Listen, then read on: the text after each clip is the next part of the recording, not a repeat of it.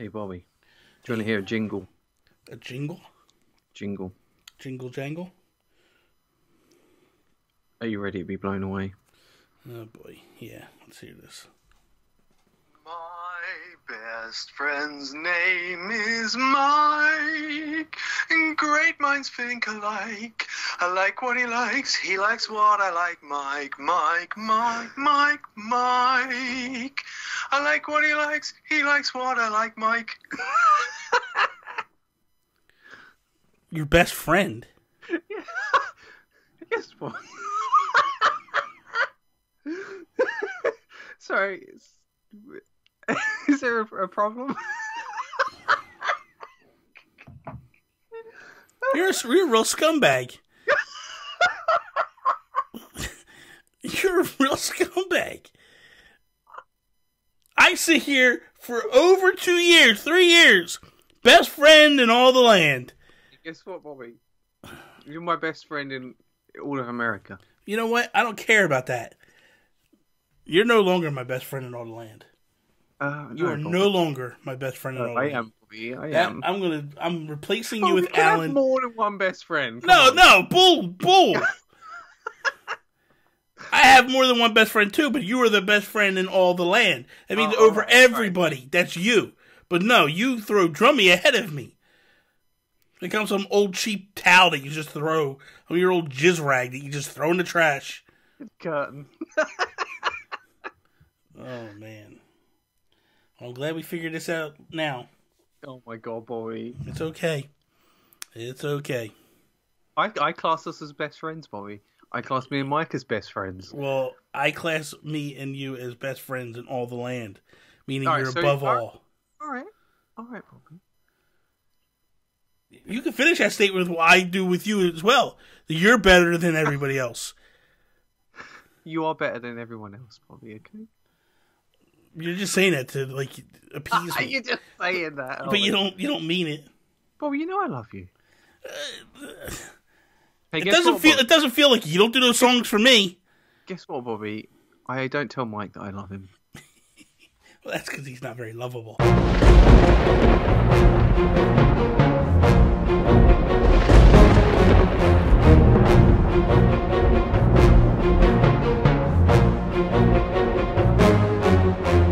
What is up, everybody, and welcome to Season 2, Episode 13 of the Nintendo PlayStation Podcast. I am Bobby, the Nintendo Guru, joined by my best friend in all the land, Toby. All the land. Mr. Toby Thornton, what is all up, All the Toby? land on the earth. Hello, Mr. Bobby. Mr. Bobby. What is wrong with you? Toby, man, it's been so long since I've seen your beautiful face. How you been, I man? know. Yeah, what a coincidence. I'm wearing the same jumper as last week. I changed. You know what I mean? Like, I wear different stuff. Oh. I've only got like 5 jumpers. So. I think outside the box. I think inside the box, where it's safe and comfortable. That's the problem with you. Oh my god. So what? I don't even know. Did you even bring a topic to this show, or are you bringing it? No, we just talked about games today. Yeah, we're gonna talk about games today. So, but let's start off with let's kick this episode off like we do each and every episode with our Geek Outs. That was very overdramatic. Oh my god. Anyway, I'll go first this week. So, this is something that like it's a reoccurring geek out. This was something that I actually was geeking out about like months ago, but because we weren't doing the podcast, I wasn't able to talk about it. Mm-hmm. But then just earlier today, I was watching it again, and I was like, "Oh my god, this show is so fantastic." I wish I was able to talk about it before. I'm like, hey, I'll talk about it today. So I don't know how big of a fan of the movie Karate Kid you may be or not. Not really. It was before my time. Okay. So back when I was a kid, loved the Karate Kid. Loved it. Watched every single one. 3 was but 1 and 2 were phenomenal. Loved them so much. And YouTube did this original series this past summer called Cobra Kai. And it's basically I guess you would say a soft reboot. And it's not really a reboot. It's a soft sequel, I guess, to the movies. And it is so good, man. Like, they do just enough Easter eggs of the original movie, but it's also a different perspective.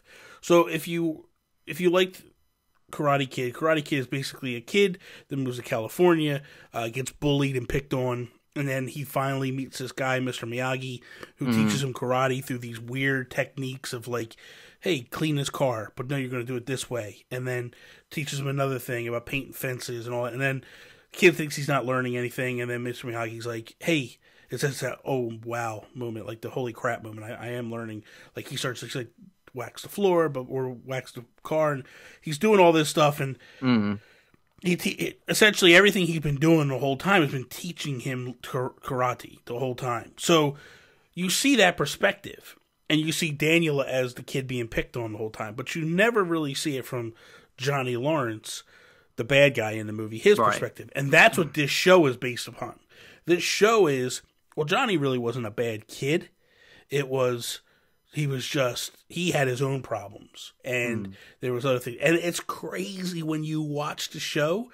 It's almost like, well, Daniel's the bad guy, not Johnny. Really? Yeah, That's because funny. it's kind of neat because I don't want to spoil it for anybody, but they take storylines and they take moments in the movie and they just play them out a little bit, but from Johnny's perspective. Now, of course, I felt like if they were to go from Daniel's perspective, it'd be different. Obviously, you're going to see it through the eyes of the person, but it's really good at showing you like there's two sides to every story. What you think is happening isn't really what's happening. But what I liked about it too was they also took footage from the original movie, and they implemented it into the opening scene of this movie, because the television show starts off with the tournament, the final tournament, but they took scenes that were like on the cutting room floor, so it almost feels like you're watching it again from a different perspective. Really well done. So that's man. cool. So that makes it feel like less of a reboot then, if they're actually using footage that they. Yeah, it's a sequel. It's definitely a sequel, but it's a 10-part series. Right. 30 minutes. Each episode 30 minutes. It is so good. They've already immediately right after the season ended, they basically said season 2 is coming back, and they're working on it now.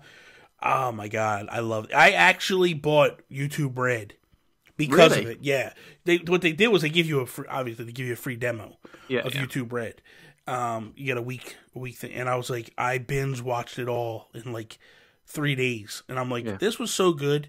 Got your money's worth. I got my money's worth, and I'm like, I'm gonna keep YouTube Red just because I like the series so much, and I want it when it comes back. I want to be able to watch it again, and all. And I'm like, plus I go on every now and again, and I'll just start watching them again because it's so well done.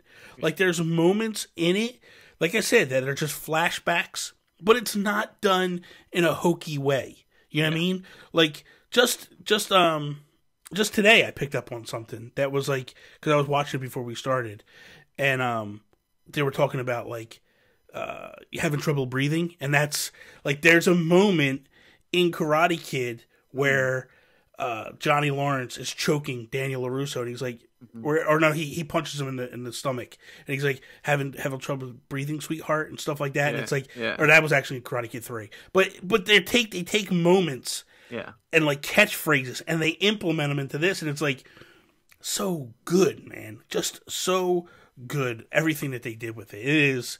But what I also love about it, and I think you would really enjoy this, Johnny Lawrence is basically based. It's a guy that was like so 80s, right? Yeah. And then you put him in today's world where kids are kind of like, and he's used to like the way he learned karate. And he's going through, he's teaching this whole class of kids, and like, dude, he's wrecking them. Like he's telling the one girl, there's a girl in there, and he's like, okay, line everybody up and punch them in the face. And they're like, you gotta learn how to take a hit. You gotta learn how to take a hit. And this girl is like punching all these boys in the face, right? But he goes in the bathroom, right? And or he goes into the office and he's reading a magazine as the kids are out in the dojo, like punching each other in the face. Yeah. And the one kid comes in, he's like, Sensei Kreese, can I talk to you? And he goes, do we have a medical kit or something? And he's like, oh, we got a bleeder out there? And It is, but it's like you would never get away with this stuff today. And he's like, funny. just go beat each other up. I don't care. Like, so it's really cool. It's really cool. That's awesome. So, what about you? What are you geeking out about? So I'm geeking out. I watched what's it called? Jurassic World: Fallen Kingdom. Oh, the sequel to Jurassic World. Have you seen it? I have not. I want to. So I went media blackout on it. Yeah, because I didn't want to know anything about it. Yeah, and it finally came up for rent on Amazon Prime. I know you're a big fan of Jeff Goldblum. Yeah. Yeah. And you know what? He's not in the movie for very long. He's really got a very, very small role. Like I thought he was in a lot. Yeah, man. He's got maybe 5 minutes screen time. Are you kidding me? Yeah, man, it's true. Like they made it sound like he was like a big part of it. Yeah, and wow. He's got a talky bit. He's not got. I don't want to spoil it too much, but anyway, why I'm geeking out about it is because not only do I like Jurassic World, but this feels like it's a different sort of Jurassic Park film, basically, because they have their formula, like there's the park, it goes wrong, and then they deal with it, and then Lost World, they visit the island, a different part of the island and all that, and then this one is kind of like Lost World in a way. Mm-hmm. It's not, it focuses a bit on the park, but they take it away from that a bit, and it's more of a, I'm trying not to spoil it really. Yeah, but I understand. But it just felt so different for a Jurassic Park film, but it also felt like a Jurassic Park film. Was it? I know it got mixed reviews. Yeah, it wasn't like the Jurassic World got rave reviews. Yeah, and I felt deservedly so. Does it feel?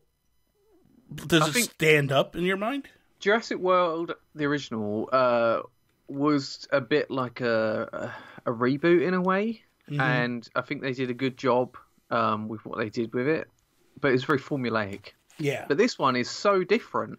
And I like it. I feel like they took a risk with it, and I think it pays off. And actually, it made me, both Karina and I, we both cried watching it. And I don't cry at movies that often. And you wouldn't think you'd cry at a Jurassic Park film, but it actually had an effect on us. So I don't know why you put in that face for me. It was emotional. You were such a little sissy. You were such a little sissy. Oh, what what? Like, I get why Karina cried. Why did you cry? Bobby, I wish I could tell you, but I don't want to spoil it. You are such a sissy. Oh my god. I can't with you right now. You need to watch it, right?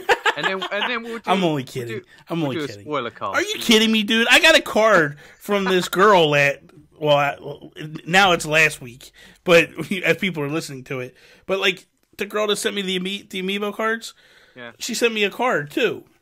Did you cry when you opened it? I got all glassy-eyed and stuff when I read it. I was like, that was so sweet. I'm not, whatever. I would rather cry over Jurassic World than that. Or I would rather admit that I cried over Jurassic World. Listen, I'm emotional. I have some emotional moments. Movies can get to me sometimes. I mean, what? Go ahead. Dinosaurs are animals, and when you see animals suffer, for whatever reason, it's sad. Come on, so, I'm not saying you're spoiling the movie now. I'm not. Stop I'm not. You're spoiling the movie now. Bobby, stuff happens to dinosaurs in these dinosaur films. That's all I'm saying. But where you're going, you're giving away the movie. Stop it. I'm not. Stop it. I'll leave it there. I'm just. So real quick, going on to the emotional part. Just yesterday at work, right? Yeah. I was watching. I was flipping through Facebook. And you watch a video, and then all of a sudden it turns into this timeline of videos. Yeah. So I'm going through, and it says, "This moment still gets me today." And I don't know if you ever watched The Fresh Prince of Bel-Air. Yeah. Do you ever watch that show? Yeah. You ever see the episode where his dad leaves him again after all these years? I don't remember. Oh my god, dude. Will Smith, basically what it is, Will Smith reconnects with his dad after all these years. Yeah. And then his dad kind of abandons him again, just at the last moment. He's supposed to go on a trip for the summer. His dad's a truck driver. They're going to spend the time in the truck for the summer, going around, seeing stuff. And his Uncle Phil tries to stop him from going. And he says, you know, you're just jealous and all this stuff. And, like, I'm going with my dad, blah, blah, blah.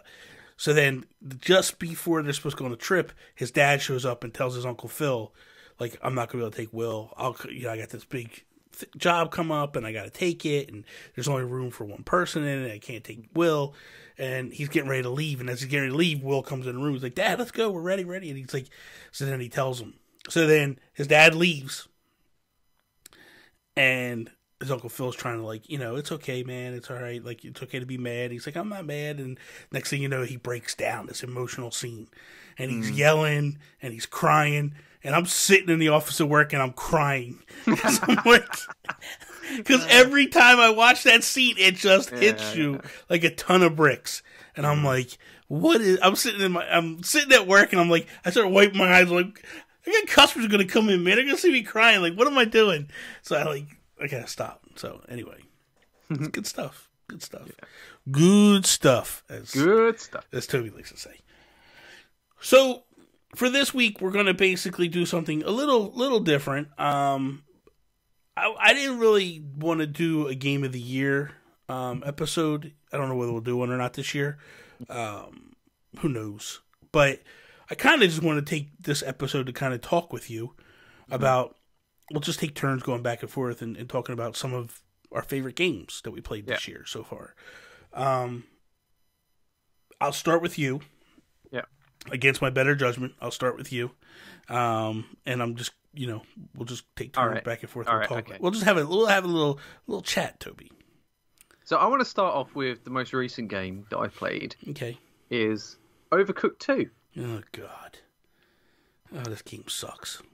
Oh, Bobby, don't you dare. Oh, it's horrible, man. You're pretty just bad at it. I hate Overcooked games. You know, because this is what I feel. I feel like you have to have 4 players.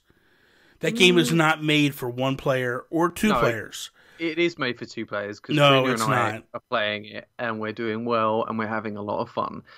The difficulty ramps up the more players you have. Like the amount of points the amount of points you need gets higher the more players there are. Because I was playing and I'm just not good with 2 people. You know what, man? I'm just not good at co-op. I like to yell at people. Yeah, this game requires a lot of coordination and a lot of delegating, a lot of you have to have a strategy. Like it's a lot deeper than you think. Like because it's all about timing. The game is everything about it is timing. Positioning is important as well because the stages move around. And what's really cool about Overcooked 2 is that is that they've added in Overcooked 2, Bobby, they've added a throw mechanic. Yeah. And this is really interesting because you can have, like before in the old game, you'd get separated quite often. Yeah. That's just part of the levels moving along. Like there was a level with trucks that would just go past each other. And when they meet, you'd have to cross over and swap things around. Yeah. But in Overcooked 2, because you can throw stuff, you don't need to be able to exchange places. So you can have someone in a completely different part of the stage that can throw you ingredients. You can throw stuff back to them. The only thing you can't throw is like stuff on a plate or stuff that's cooked. I think uncooked stuff you can just throw. So it's quite funny. Like, you know, you throw a bit of meat, lands on the floor, just pick it up and cook it. No problem with that. You don't get marked down for it. It's good, man. But yeah, it's the best way to eat a hamburger, just laying on the ground. Oh yeah, extra seasoning. But like, it's just really cool because a lot of it just seems like a proper sequel. Like the first game, you know, it was, you could tell the sequel is like more high budget. There's there's so many more levels. There's so much more to the levels. Like everything is just more and bigger. Like everything you'd want from a sequel of a game that you love. So I played it a little bit when it first launched, and I just was not a fan of it. The game, it feels very difficult to me. It is a hard game, yeah. Yeah, you got to be absolutely precise with what you're doing. It's very, very difficult to me anyway. I definitely know there's enjoyment in it. Overcooked 1, Tony and I were streaming last year, and I was constantly yelling at her. Oh yeah, I remember. Yeah, and she was yelling back, and yeah. It was fun. It's an enjoyable game. It is, but it definitely tests your relationship with the person that you're playing with. Yeah. It can cause fights in a big bad way. For me, the first game I want to talk about is I'm just going to talk about Fortnite.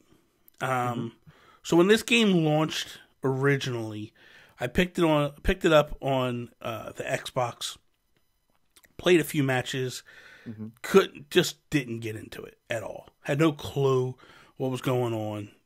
I was like, I like the art style, but it's just not for me because I wasn't playing with nobody. I was always playing random solo matches. Just didn't get into it at all. Yeah. So then this summer, I'm at E3 with Jules, and it launches. And they announce it for the Switch. So I download it that day in the hotel room, and Jules goes off to his meetings for the day, and I had to stay back at the room because I wasn't able to go to the convention center for a few hours. And I was like, no big deal. So I sat in the hotel room with my Ojo, and it projected up on the wall, and I started playing. And I was like, okay, this is cool. And then the next morning I played again, and what was happening was I was playing matches, dying relatively quickly because I really didn't know what I was doing. Yeah. And then Jules and I would just watch the matches to completion. Yeah. And you start rooting for the people that you're watching as it goes on, and you're also picking up tips and stuff. Like, I had no idea that like I could pick up mushrooms and eat them, and they would give me shield and stuff. And I was like, oh, okay. So then, like, as I saw mushrooms, I'm picking them up now and I'm eating them and stuff. The game changed for me when I came back home from California. So I come home from California, and my Discord, or actually not my Discord at that time, the Discord for Make Us Better at the time, there was a group of people that were all playing it, and I started hooking up with them and playing. And man, that whole game took on a different avenue the minute you start playing with somebody, because it was like just now.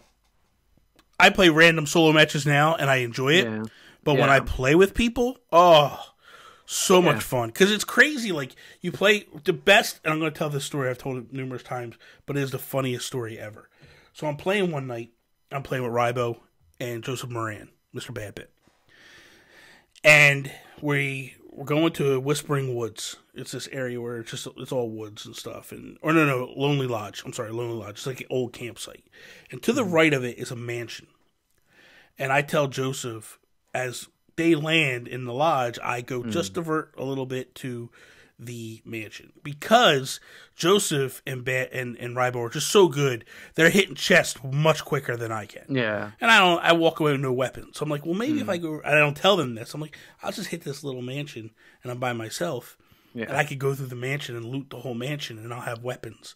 Yeah. So as I land, Joseph's like, Bobby, you went over to, we call it Wayne Manor. He's like, you went to Wayne Manor by yourself? Yeah. And I was like, yeah, man, I'm going to check out some stuff here. And he's like, all right, we're going to make our way to you. You just stay where you are. We're going to make our way to you. I'm like, okay, no problem. So, like, after a couple of seconds, like, I hear somebody in the building. I'm like, damn, you guys got here quick. You're here already? Joseph's like, no, we're not here. We're not there. I'm like, oh, dude, there's someone here. Yeah. And Joseph's like, oh, we're coming. So him and Rybo just deadline to me. Yeah. And I'm like, I'm in the bathroom upstairs. I'm like, I'm not going to go nowhere, guys. I'm just going to stay in the bathroom. Just hiding in the bathroom. Hiding in the bathroom. And I got my gun, and I'm ready. And I'm like, guys, I can hear him coming. I can hear him coming. There's somebody coming. Like, where are you guys at? And just like, we're trying. We're getting there. We're almost there. And I'm like, all of a sudden, I hear the guy, like, in the next room. Yeah. And I'm like, I'm going to run. So I jump out, and I start running. And the guy starts shooting at me, and I spin, and I start shooting. I'm like, guys, he's attacking me. And Joseph's like, we're coming, right? And all of a sudden, he hits me, and he drops me, and I'm knocked down. And I'm like, oh, my God. I'm like, the guy's going to kill me. But the guy's not that good because he can't, like, he's shooting, but he's not hitting me, and I'm crawling around the floor. Yeah. And all of a sudden, dude, I hear, "We're here, Bobby," and I hear this explosion as they come through the downstairs store. And as I look over, I see a building, right? And here come in the guy. I have 5% left of my life. Like, I'm ready to go. All of a sudden, boom! The guy drops like a bag of hammers, man. It's like, hear Joseph hit him with a headshot as he comes through the door, right? Joseph runs up the ramp. He goes, I hear Joseph go, "Rybo, heal Bobby." So Rybo runs over. He starts healing me. And the guy crawls into the other room, right? And he's like crawling away. And Joseph goes, this is the funniest thing ever. He goes, he's like, "Oh, you like to mess with my friends? You like to pick on my friends? Here, hold this." And he throws a sticky bomb. Oh my God. Boom, the whole room blows up and the guy died. And it was the most amazing moment ever, dude. It was so much fun, dude. It is, to me, that's my favorite moment of the game. Yeah. But it's also, it makes the game so much fun, stuff like that. It's so good that you get so many different stories of like just natural gameplay. Yeah. And you know, it's just those sorts of games are really interesting because, like you say, like playing single player and playing with other people, it's like a completely different game. Like I've never known a multiplayer style like mode or whatever. Like the battle royale genre it can be so different playing on your own to playing with others, and it's just really cool. Like it's the same with PUBG. Like playing on your own, a lot of the time you feel tense for the entire game, whether there's people around or not, because you're vulnerable. Like when you're looking around and you're in your menu, you've got no one watching your back. So it is really, it's really cool that you had that experience. Yeah, I love it. I love it. Which we still got to play together. Definitely. We need to find a time. Seriously. Pick a time. Yep. Go ahead, tell me. I don't know. I can't pick a time right now, but why not? Because I need to make plans. Probably next weekend. It's called making plans. We're making plans. Let's make plans. Come on. Well, I can't play today, all right? So I didn't say today. Just saying. Oh, all right, man. So I want to talk about... I'm never going to play. I'm going to talk about Red Dead, right? So if you don't want to hear anything about Red Dead whatsoever, just skip forward 5 minutes. All right, so I'm going to be brief. You better not hit no spoilers. There's no spoilers. This is just stuff that happens in the world. No story spoilers. Just something you might come across when you're wandering around. All right. All right. I'll be back in 5 minutes. Oh my God. Just kidding. Anyway, right. So I was playing Red Dead, and I came across. I was on my way to a mission, so I'm just riding down the road. Right. Two things happen in a row here. I'm in town, and as I'm strolling along my horse, there's a crowd of people just forming out of nowhere. I'm like, what's going on here? So I stop and I look at what they're all crowding around. There's a guy about to be hung. And there's like a stage. The guy's got the rope round his neck. They're giving a speech. They're saying why he's going to be hung. Everyone's freaking out. Oh, my God. Right? And I was just I'm like, wow, if I stand here long enough, are they actually going to do it? And then all of a sudden, they pull the trapdoor. The guy falls. He dies. Everyone's like, oh, my God. And then, like, literally, a minute later, everyone just disperses. The action's over. They're all going back to their lives, right? And there's one person left. This poor woman, the wife of this guy who's just been hung, she falls to the floor in tears. She's just breaking down. And I'm like, whoa! Like, this person actually meant something to this person. And it won't let you talk to her. She's just on the floor like that. Oh, man. I was gonna see if you try to take her home and bang her. I don't know about that, boy. That game just seems like that's the type of game. Yeah. Like, hey, are you feeling okay? Like, let's go talk, and then you go back to the room, because you can. In the original one, like, you could get prostitutes and stuff. Yeah, you can do. You go to like whorehouses and stuff like that, and that actually becomes your base, right? Yeah. The one whorehouse becomes kind of like your base. So I thought, all right, well, I'll just leave you to it then. So she's just on the floor crying, so I just go off because it wouldn't let me interact with her. So I start heading off to my mission, and I see this smoke beyond the trees, right? I'm like, oh, that's interesting. I'll go check that out on my way. So I wandered down this path. Turns out there's like a family that are building a house. And there's this old dude who's clearly dad, right? And he's dad. I thought you said dead. No, I thought you said dead. I was just, what the hell? He's got his 2 sons. They're building this house, right? And they've got a frame half built. There's a little bit of a chimney. And they're clearly like just laying the foundations, putting the walls up. And the dad is standing there and he's berating these 2 sons because they're doing a rubbish job, right? Sounds like you and Murren and your dad. So I'm like, all right, that's pretty cool. Like, I'll just turn around and get on my way. So as I start to turn around, I see something out of the corner of my eye, and the bit of frame, like the wall frame that these 2 guys are putting up, starts to tip. And I'm like, whoa. So I look around. It crashes down, almost crushes them, right? They run out of the way. And then the dad's like, I told you so, right? And then they just... He starts telling me about how useless his sons are, right? Definitely your dad.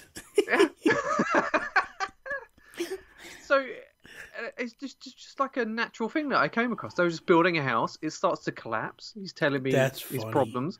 And I just go on my way. And that's amazing.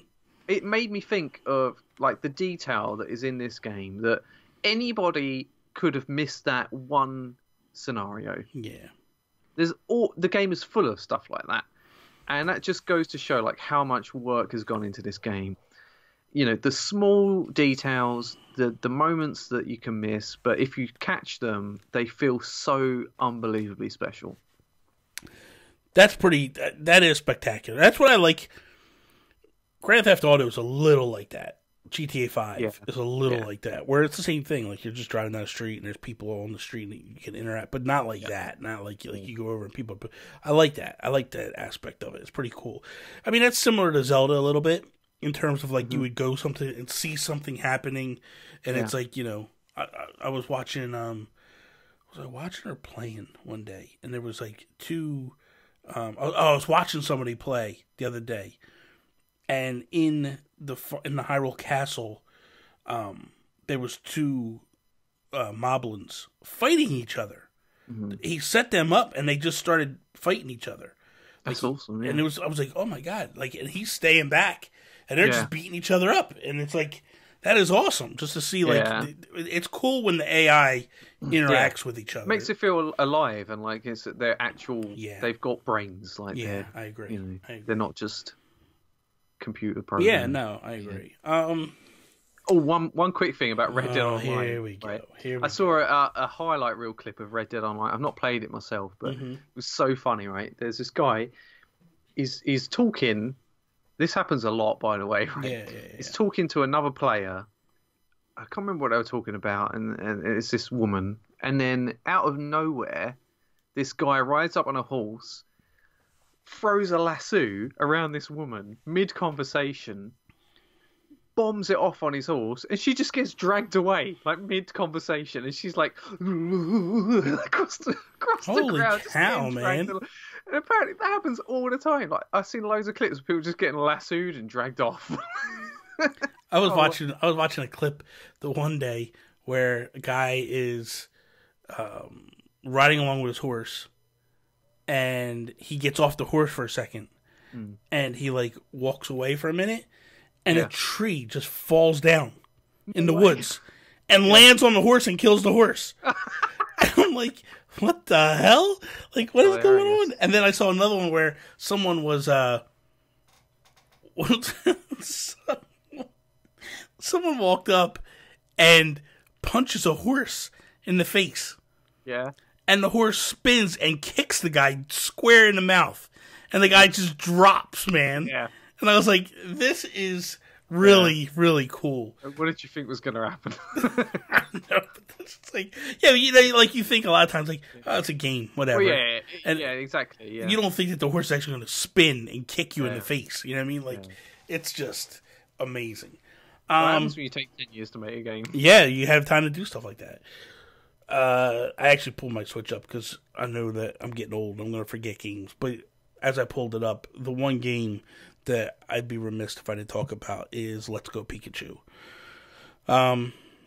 So I had never played Animal Crossing, never played Pokemon games up until, I would honestly say, like the last 6 months, and I started diving deep into Pokemon Go.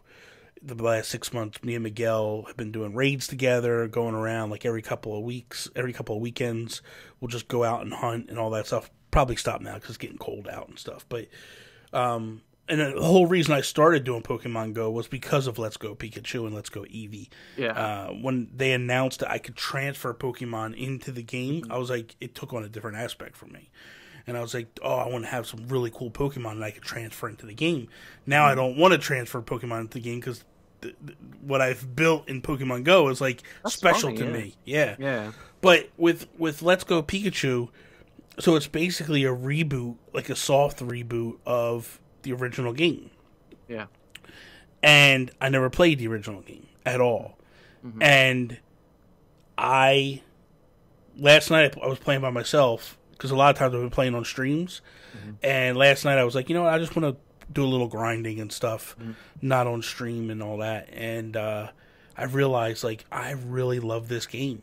Like, I am enjoying this game. I know that the biggest issue for people is the catch feature, where you're just walking around, you can randomly catch Pokemon.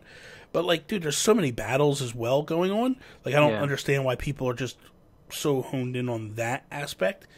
But, like, last night, I went into, what the hell is it? Lavender Town. Yeah. And is that the spooky town? That's Spooky Town. Yeah. And there's a tower, and you go up the tower, and you go through, and then you get these special glasses where you can then see the ghosts that are in there.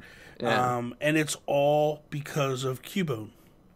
And there's a story that unfolds with Cubone, and it's, dude, it's really touching, the story. And it's like you start to realize that, like, each Pokemon I don't know how it goes carried on, but, like, at least in the original 151, there's a story behind each Pokemon. And it goes to show you, like, the characters themselves, even though they're animals that you don't necessarily understand, they tell a story based upon this, and it's just it's touching, you know. And isn't there, like, something real creepy though about Cubone? Is that doesn't it wear the skull of its mother? Of its mother, yeah. It wears the skull of its mother on its head. Yeah. And it is really, really like there's a moment that happens, and it's just, like, really touching. Yeah. But I love this. I'm really falling in love with the franchise and the series. It's weird how it just grabbed a hold of me. Like, I, for years, was like, oh, it's a kiddie game, it's stupid. And it's like, wow, this is pretty deep, man. It's really, really deep. And it's a lot of fun. And I feel like I'm so overwhelmed with all the things that I can do and figure out in these games. Yeah. But I'm enjoying this game so much. And I think it's a phenomenal game that people should really reach out and try to get. That's cool, man. Yeah, play, I'm really interested in it, actually. I'm gonna possibly might get it for Karina. I mean, it's on her Christmas list, but I'll check it out. Yeah, definitely. I think you would like it. Yeah. Go ahead. What's your next one? Let's see. City Skylines. Okay. I remember I talked about it on the podcast, but I'm just really, like, enjoying how chill this game is. Yeah. I used to play a lot of SimCity back on the SNES, the SNES, right? No, you said it right the first time. No, this is the SNES, right? The SNES. You said it right the first time. It's just, like, I don't know. It's really sort of capturing that again for me, because it's not like a real difficult game. Like, it is a little bit of, it's a management game, so you've got to manage how many people are coming in, what sort of zones you need. It's as deep as you want it to be, really. Like, I'm trying to grow my city, but I don't know. It's just real chill to just watch it exist, because you can zoom in pretty close. You can set, because as your city gets bigger, you unlock more stuff to lay down, basically. So you can set bus routes, you can set up taxi services, you can set up railways. I've got, like, an underground, like tunnel network. You have to, you've got your water that you have to come and reach every single building in your city, and then if you want to like save on like energy, you can have heated water and stuff, and you have like specific like thermal plants that heat up the water that goes around everywhere. So it can be quite deep, and it from an outsider's perspective, I think it seems quite intimidating, but it really is just a chill game. Yeah, like because you can set the speed of it as well. Like you can have it grow really slowly, or if you want to just build up your town really quickly, you can like do it 3 times speed, so everything happens really quickly. Yeah, that's pretty cool. Yeah, I'll be honest with you. When I first saw it, I was like, "Oh, I want to get this game." It reminded me of SimCity, but man, it just seems so deep that I'm not sure if I would be able to. But they drip feed it out to you, and I think it's got a real good learning curve to it. Okay. You have this. If it's optional, but you can have a little like a Twitter type system for all the residents in the city, so you can have these little tweets pop up at the top of the screen, and it will tell you what people want. It's like, so if people want you to build like a hospital, then they'll go, there's not, it's really full at the medical center. We really want a hospital. And if you're doing a good job, then they'll tell you. Like, it's just, I don't know. I just love it. You've never experienced them telling you you're doing a good job, though, I'm sure. Oh, I have. I love living in this city. Yeah, I'm sure they have. Yeah, and then the next one is like, if the mayor wasn't such a jerk, it'd be better. Okay. I just built a prison. Oh, of course you did. Of course you did. You're such a scumbag. I'm looking at my game list here. I've got 2 up here. You know what? I want to talk about one that actually surprised me a little bit, and it's a lot better than I thought it was going to be. Starlink. Awesome. Tell me about it. Yeah, Starlink was. Where did you go?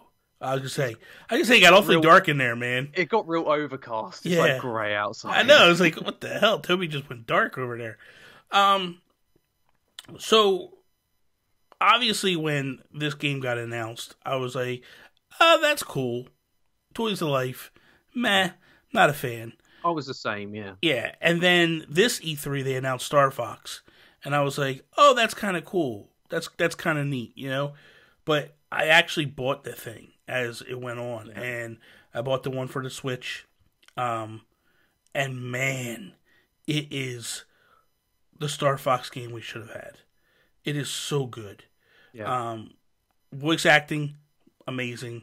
Looks so good. The characters, the storyline, all look amazing. All look really good. I still don't understand, Bobby, how they implement the Star Fox characters into the story.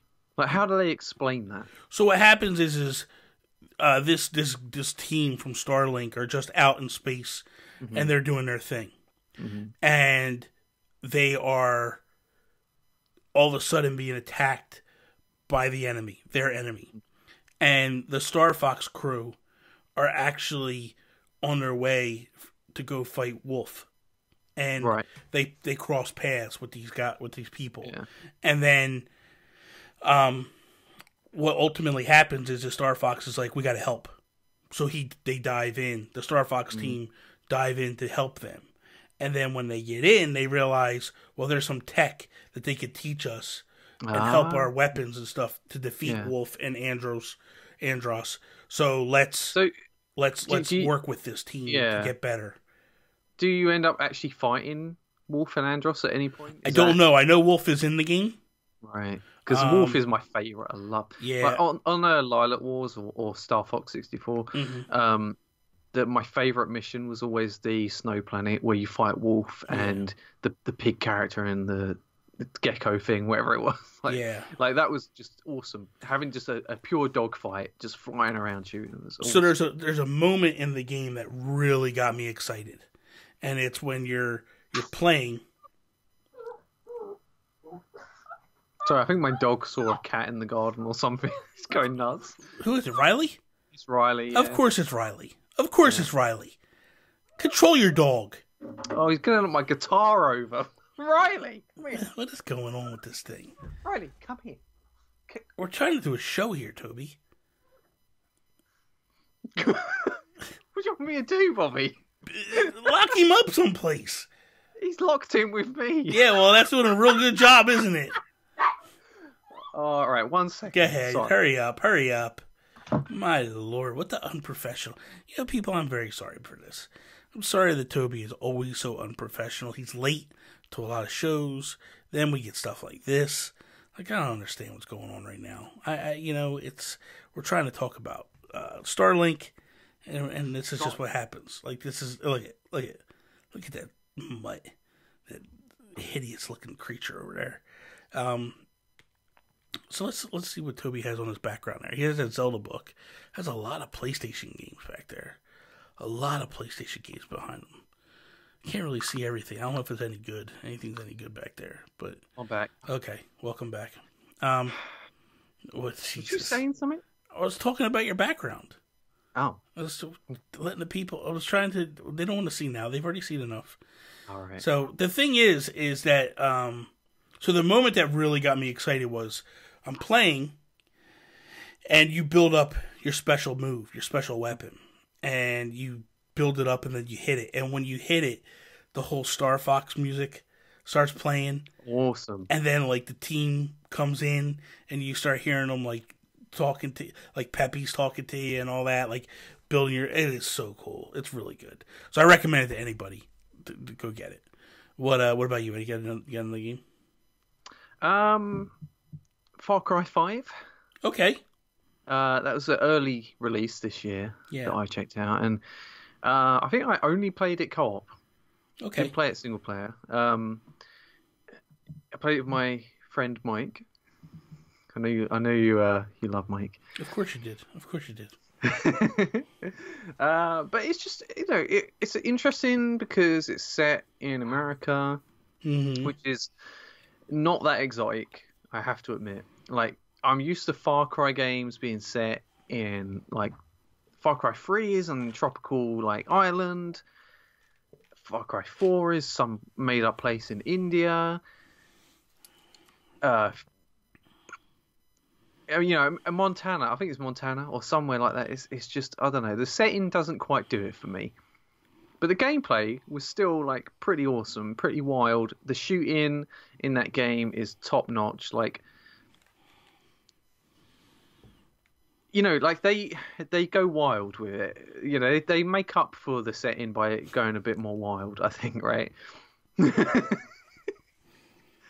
Like, there's this one mission where the main bad guy has got a giant statue on a mountain.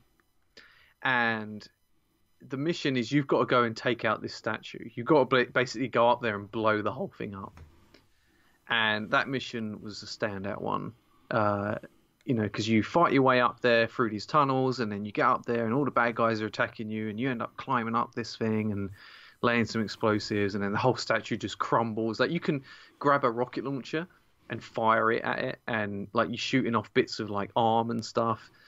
It's really awesome. Sounds amazing. It is amazing. Like, it in terms of a co-op, like, first-person shooter, I don't think it gets much better than Far Cry. Mm-hmm. Like, I mean, I've not played Destiny. I know people love Destiny. Yeah. But like, I don't know. Like, there's something about Far Cry that I like. Like, the kooky villains. Yeah. The stuff you hear on the radio and stuff. Like, even the physics. Like, when you kill people, you can just kick around the bodies, and it's hilarious. Oh my god! And it makes me sound like a psychopath. But good lord. Yeah. There's a lot of like dumb stuff in that game. We got a few minutes left, so I'm just going to list off a couple of games that stood out, and then I'll wrap up with one of those games. Yeah. Or you know what? I'll give you a list of games that I played this year, and you can tell me one that you want to hear. So we'll start at the top. We got Kirby Star Allies, Horizon Chase Turbo, NBA Playgrounds 2, Mega Man 11, South Park Stick of Truth, Captain Toad, Pokken Tournament DX, Guacamelee, Alwa's Awakening. Bobby, tell me about Alwa's Awakening. Okay, and then I'll just finish up a couple more. Dead Cells, The Messenger, Video Kid, Bomb Chicken, and Kid Trip. There's a lot. This has been a good year for me, in terms of like stuff that I've played. Batman: The Telltale series. I actually beat that this year. Yeah. Which I love that game. That game was phenomenal. Let's see. Bloodstained, Curse of the Moon, Faya, and I think that's it. I also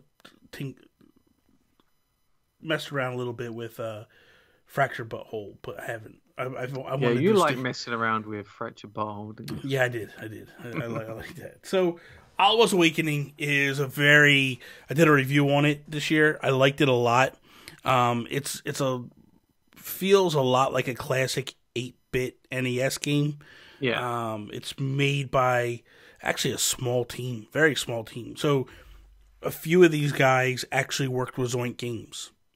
And then they started making this game, Alwa's Awakening, and I was like, holy crap, this is amazing. And I remember when they put it out on the Switch. On Steam.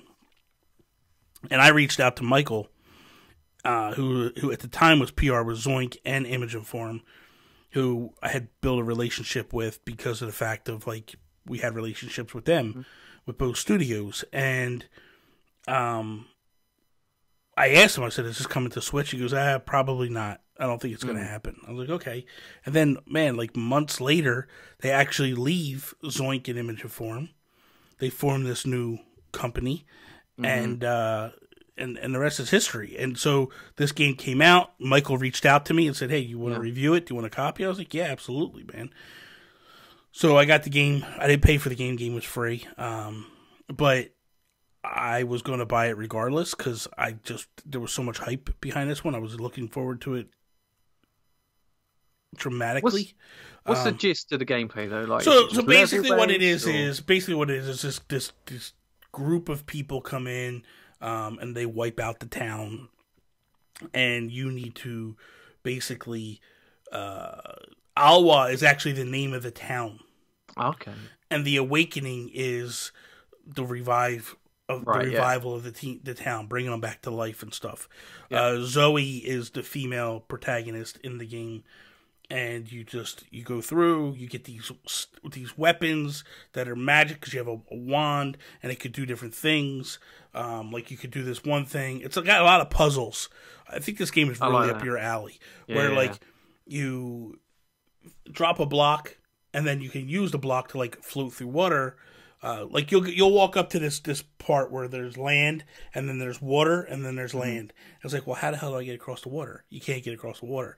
So then as you go further along, you get this your wand actually develops this power where you can drop green cubes. Yeah. Well, then when you go back, if you drop the green cube in the water, it'll float across the water. Yeah. So you drop the green cube and then you jump on it and it floats you across the water.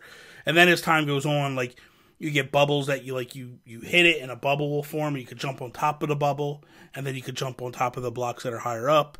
And then as you go further, those powers spawn and they become more powerful than the original. Such a good game. Yeah. Highly recommended. It's all side scrolling. All side scrolling. Yep, yeah. All side scrolling.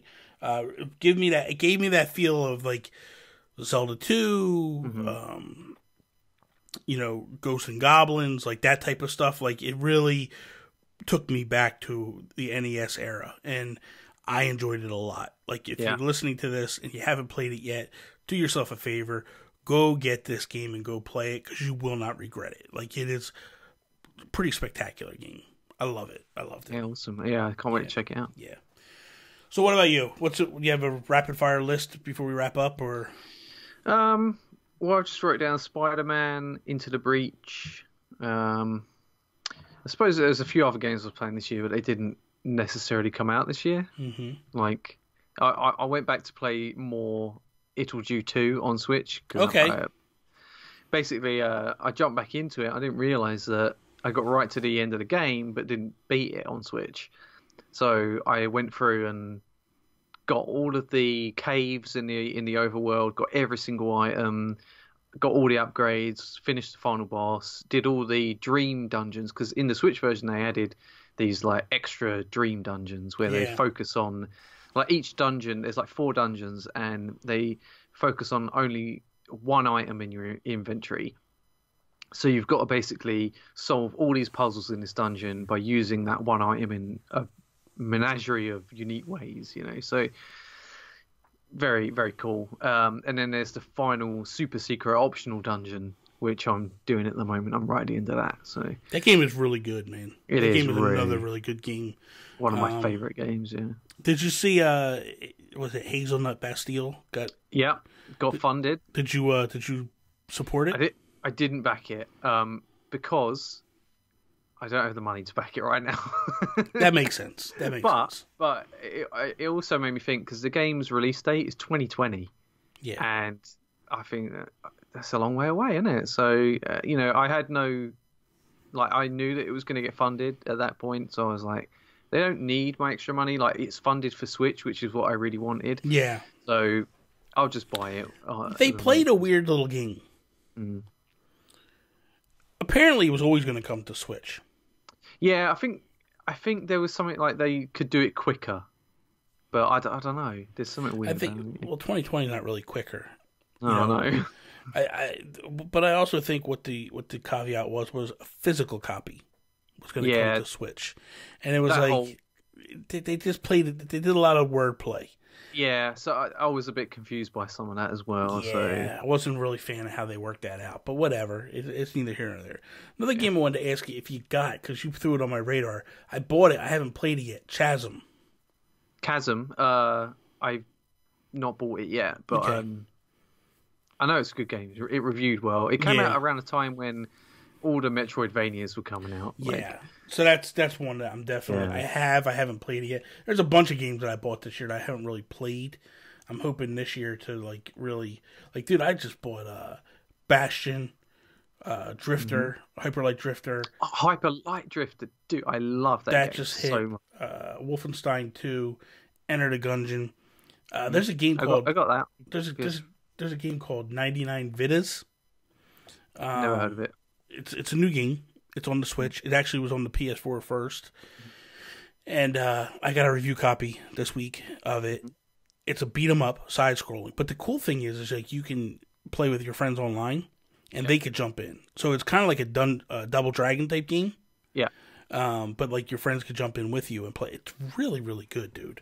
Cool. Really a lot of fun. Another one. What's that Horizon Chase game? That is so good, dude. That just came out this week. Yeah. Another game developer reached out to me, gave me the game. But man, it's if you liked Cruis'n USA, back in the day on the N64, it feels just like that. Really? So what happens is like you go to these different countries, these different cities, and you pick. It gives you like 3 different races, and you have tasks you're supposed to do. There's these coins you're supposed to collect on each one. And then you want to try to collect all the coins and finish in first place. That's the ultimate goal. Mm-hmm. But I think you just need to finish in the top 3 to advance to the next race. Right. And it's not really super hard to get to the top 3. To win the race is a little bit harder. But the top 3, not that hard. But it's not like a true technical racer, like in terms of the sense of like, I'm going to go buy these new wheels and it'll balance the car. I mean, they have that. It's just arcadey. It's very arcadey. They do have where you could buy different, or you can earn different upgrades that'll change the way the cars go, and you can unlock different cars. But it's just very throwback to a different era. It's so much fun. Just like you get in, and plus what it does is it does online leaderboards. So you can, as you're racing, you could then go either worldwide or your friends to see who did the best times.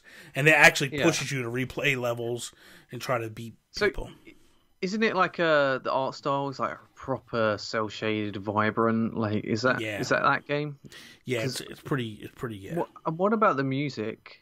Has it got awesome music? The music's pretty like chiptune, but it's good. It's good music. I'm not knocking it all. It's fun. It's fun. Because I'm not sure. I might be getting confused, but there was a game a while ago that I saw on YouTube when it was still in its early development. Mm-hmm. I think it was called Drift Stage or something like that. But it was very cel shaded, 80s style. It had amazing music. Yeah. Looked just like this game. So I don't know if there's another one coming out that's just like it. Maybe, I don't know. This one just came on my radar. This was, I gotta thank the Quest for Pixels guys. Mm. Apparently they got a review code. Mm-hmm. And the developer said, hey, is there anybody that is there other people that you know that I should be talking to? And they mentioned me. They were like, you should go talk to Nintendo Guru. He's got a lot of outlets and different venues to promote your stuff. And they reached out to me and gave me a review code. So I was like, that's pretty awesome. And so, thanks to the Quest for Pixel guys. If you don't check out their stuff, go check it out. YouTube, iTunes, all that stuff. But the game is really, it's a lot of fun. It's one of those games that when I first saw it, I was like, I don't know. And then I got it, and I went and watched some footage of it, and I was like, interests me a little bit. And then when I played, I was like, oh, yes. So much. It's so good, dude. It's a lot of fun. So awesome. Yeah. So I think that is all, right? Yeah, that's all, yeah. So that is all. Thank you guys for listening to another episode of the Nintendo PlayStation Podcast. Like always, you can follow Mr. Toby over on the Twitters at Toby's_take. You can check me out over on Twitter at Nintendo Gurus.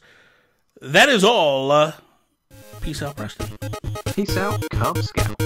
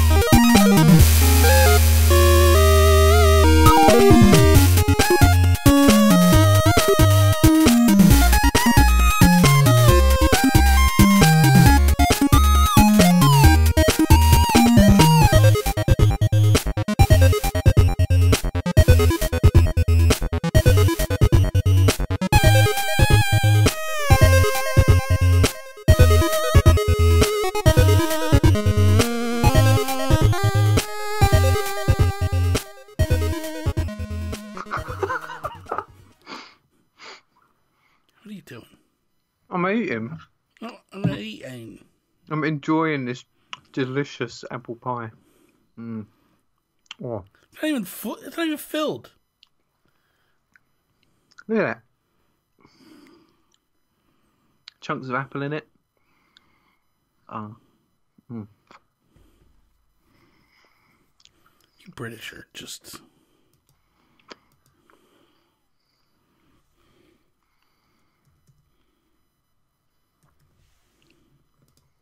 Oh, it's got crumbling. Oh. Go what? It's crumbling. What is up, everybody, and welcome to... Don't you dare do that. Oh, my God. Oh, that'd be amazing, man. That'd be amazing. You'd be like...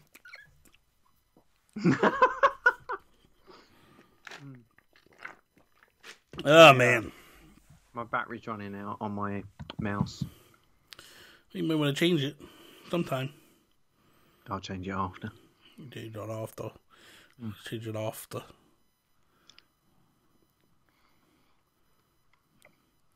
Oh my god, you open your eyes like that, you look like you just seen the gigantic penis. You're like, yeah. I want that. Oh. Oh man. The Toby, man. What? I'm loving Twitch, bro. Loving Twitch. Okay, ready? Oh, yeah. What is up, everybody, and welcome to Season 2, Episode 13 of the Nintendo PlayStation Podcast.